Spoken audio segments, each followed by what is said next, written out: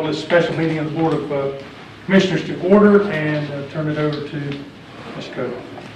Thank you, Chairman and Commissioners. The item before you this evening is a resolution of the Union County Board of County Commissioners to amend the resolution establishing the Union County Water and Sewer District and the interim interlocal operating agreement for retroactive effect. As we have discussed in prior sessions, it has been our recommendation as it relates to the interlocal agreement that exists between the county and the Water and Sewer District that we make it retroactive from the present date of January 3rd, 2017 back to July 1st of 2013.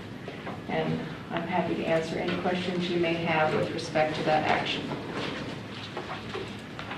And the action we're actually requesting is adopt the resolution of the Union County Board of County Commissioners to amend resolution establishing the Union County Water and Sewer District and interim interlocal operating agreement for retroactive effect. Thank you. Andrew, I will place that in the form of a motion and ask for discussion. This has nothing to do with rates or this is just a retroactive. Yes, sir.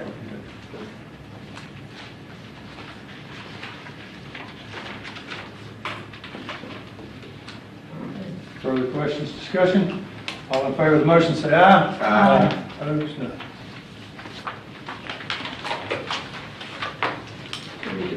Now you need to adjourn that meeting. I do. Motion to adjourn the special meeting. All in favor say aye. Aye. 15.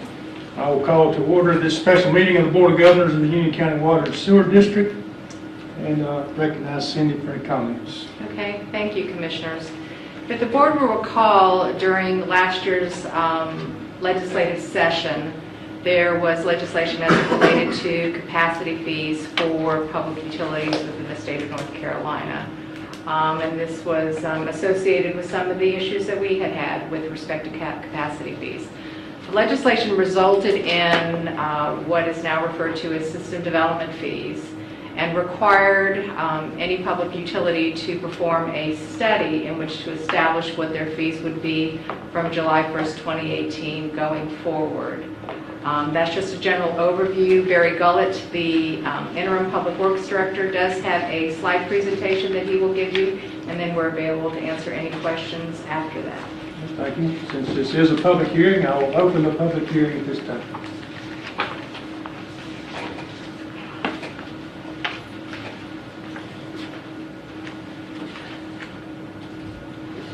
Okay. Nice to meet all of you. I didn't really anticipate that my first council or commission meeting rather would be doing a presentation before you, but here I am. So we'll see what happens. So we really have two things that we need from you this evening. We need you to adopt the methodology for calculating the system development fee that you've heard about before. And we need you to adopt the fees, the system development fees and the TAP fee. And I know there's been some discussion about that, so we'll get into that in just a few minutes. So I want to start with a little bit of background. Like the manager said, you've heard the presentation about this subject on March the 19th. And there was a final report posted to the county's website on April the 11th. There was a required 45-day public comment period specified by legislation. That period has passed and there were no comments. And so, also by way of background, when someone connects to the water and sewer system, they pay two fees. They pay currently they pay a capacity fee and they pay a tap fee. And those two things are very different and they have very different purposes. So the capacity fee is designed and in place to help the county recover a part of the cost of the water and sewer capacity that they're providing. Remember, someone can't connect to the system unless there's capacity there to accommodate them. And so this capacity fee helps the county recover some of that cost. The tap fee is a little different. So when someone requests a new service, obviously someone has to go out there and dig a hole and make a hole in the pipe and connect to it, run that over to the property line and cover it up. And so the tap fee is designed to recover the county's cost of doing that work. So if it's a single lot or an existing home, then generally the county performs that work. In the case of a new development, a new subdivision, where the developer is installing water mains and sewer mains as part of their infrastructure and donating that to the county, they install those connections as they go, as they work. And so the county doesn't incur a cost, so the county doesn't charge the tap fee to the developer because there's no cost there to recover. So there is also a meter installation fee. There aren't any changes really proposed to that. That is really the cost of the meter itself. So that's really not up for change this evening. So House Bill 436 that was approved last year does several things that change this structure. And I know that you've heard this before, so I'm not going to go into excruciating detail, but just to do a little refreshing. So this legislation defines how utilities calculate and charge capacity fees, and specifically how that revenue can be used. And so there are three methods, and so the recommendation is to go with what's called the combined cost method. And the and system development fees are really what, and capacity fees are equivalent. There's the system development fee terminology is in the legislation, and so it's proposed to use the legislation's wording. So the requirements you've been through, the analysis has been done, a study by Stantec, and so the requirement is for the Commission to adopt these conforming system development fees prior to July the 1st. My understanding is that if there's no action to adopt these fees, that the county would not be authorized to charge system development fees nor capacity fees after July 1st. So adopting that methodology and this fee prior to July the 1st is an important consideration. The legislation also requires that the system development fee analysis, essentially the work that Stantec did for the county, has to be updated at least every 5 years. Now, you can certainly do it more often than that. Particularly, you would probably want to do it more often if there are substantial changes to your capital program and to the level of spending that the county is doing and investing in the water and sewer system. So you have to do it at least every 5 years, but you can do it more often if you so choose. So just to quickly review, the combined method is the methodology that's recommended, and it's recommended because it seems to be the best fit for Union County. Union County has made substantial investments in the water and sewer system and capacity, so there's some of that remaining that will be used going forward. And the county also plans to make substantial investments going forward to continue to increase the capacity of the water and sewer system. That's important to sustain the people that are here and the people that are coming. And so the combined method allows you to roll together the facets of both of those in calculating what an appropriate system development fee would be. And so in that method, the revenues can only be used for expansion-related capital projects. So it's a source of revenue, but there's some pretty tight restrictions on that revenue.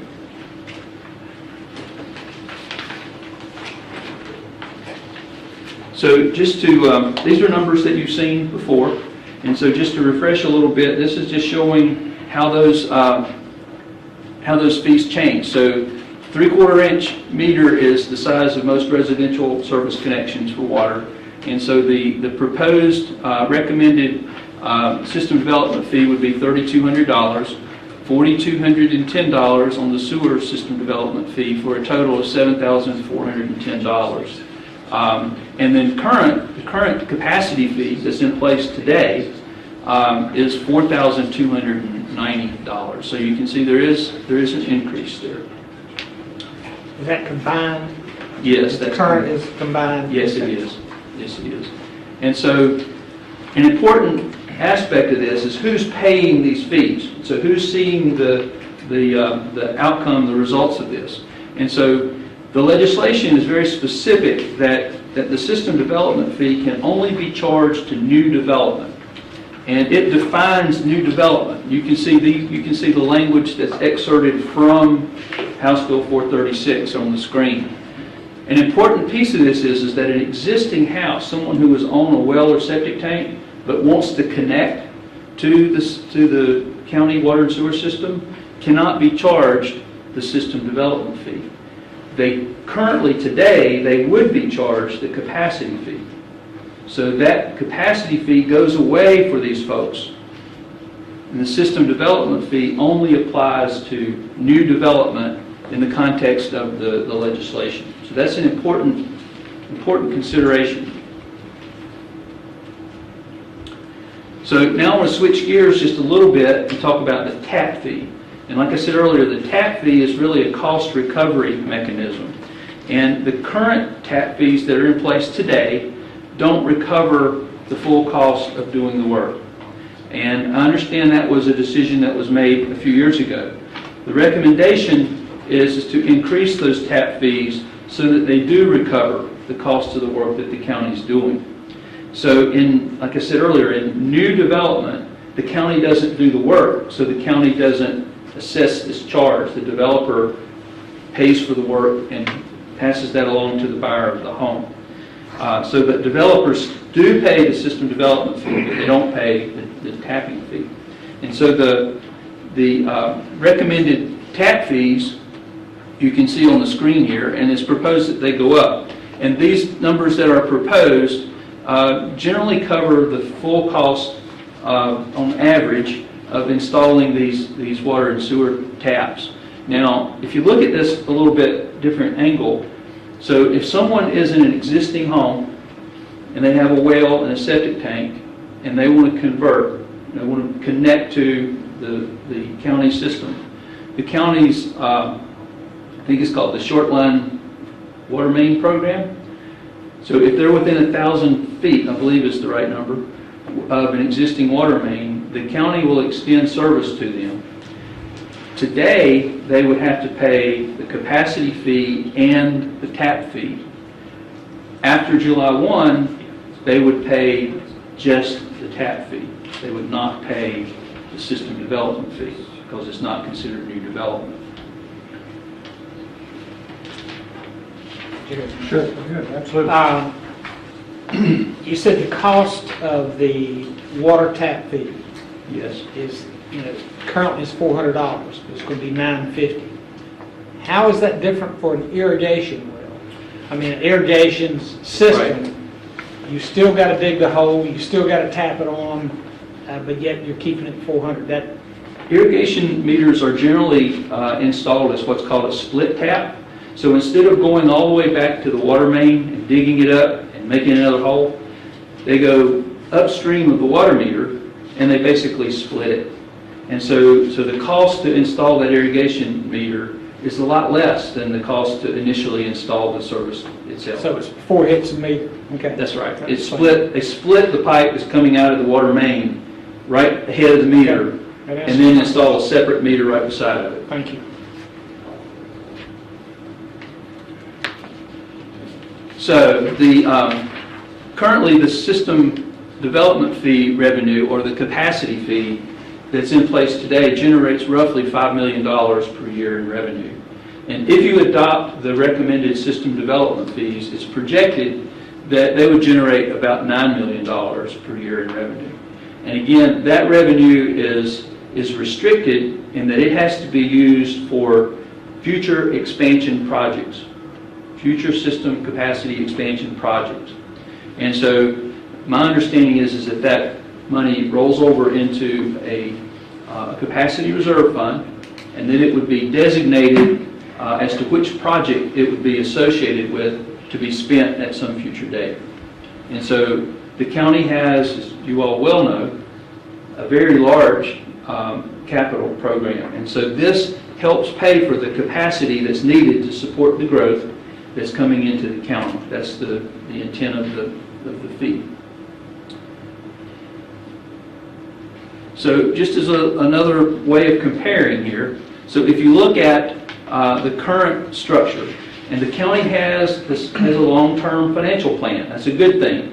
Having a plan and sticking to it is a really important aspect of utility operations. So that's a really good thing. And so when you look at this financial plan, it's projecting rate increases out through 2024.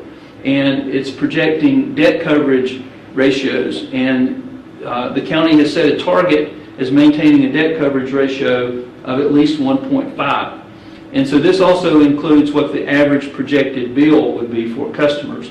So under the current structure, the current fees, current capacity fees, and the current rate and financial forecast, is projected that in 2022, there would need to be a 9.8% rate increase.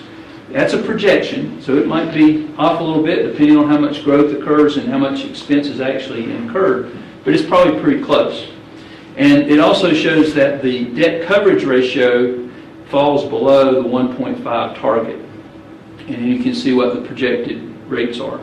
So if you go with the recommended system development fees, you can see the impact that they have on the overall budget, particularly the capital aspect of the budget, in that the rate increase in 2022 drops to under 8%. So it drops 1.5% or so, almost 2%, below what it would be otherwise. And you can see that the debt coverage ratio stays right at 1.6, 1.5, 1.6, which is consistent with the fiscal policy. And you can see again that these bills are lower than they were on the previous slide. So, so that's the impact that system development fees can have on the financial structure and financial well-being of the utility going forward. So, just to recap, what we're asking you to do this evening is to amend the rate and fee schedule to adopt the fees and adopting the methodology as being the combined cost methodology. That's an important aspect of this because that sets the cap. And as you all have discussed, that is the maximum that you can set under this legislation using that method. And that's the conclusion of the presentation. If the board has any questions. Mr. Racing? When we talk about the combined system, the combined method, and we talk about it can only be used for certain things, what can it not be used for? It cannot be, there's a lot of things. It's easier to say what it can be than what it can't be. Give me some of the Okay, it can't be used for operations. It can't be used to day-to-day costs. It can't be used for maintenance type projects. It can't be